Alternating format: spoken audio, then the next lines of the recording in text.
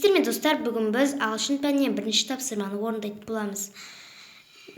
Біз бұл жерде 9 сөзді табуымыз керек, содан кейін мына жерлерге жазуымыз керек.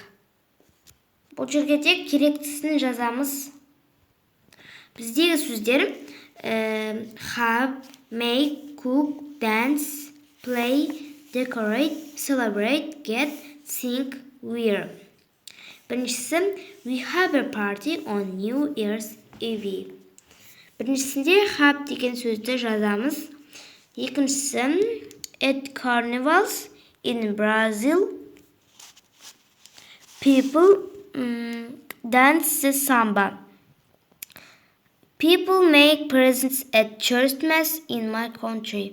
Екіншісінде dance, үшіншісінде make болады. Төртіншісінде in the USA they celebrate Thanksgiving in November. Бұл жерде celebrate болады.